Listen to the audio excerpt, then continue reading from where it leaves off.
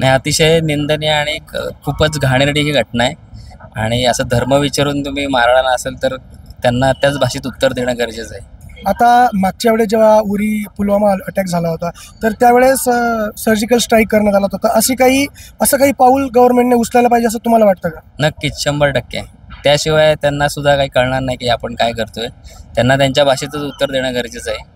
आणि जी लोक हे झाली मृत झाली त्यांना सगळ्यांना भावपूर्ण श्रद्धांजली. काश्मीरसारख्या ठिकाणी जिथे पर्यटन मोठ्या प्रमाणावर होतं अशा ठिकाणी अक्षरशः गोळ्या घालण्यात आल्या.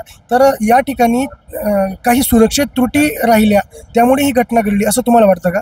नक्कीच, कारण तिथे कुठे सुरक्षेचे हे कमी होतं आणि तेच ठिकाण बघून त्या लोकांनी तिथे हल्ला केला की जिथे खूपच कमी सुरक्षा आहे. आणि माझ्या मते त्यांनी 2 आठवडे त्यांनी ते सर्च ऑपरेशन ठेवलं होतं माझ्या मते बातम्यांमध्ये दाखवल्याप्रमाणे.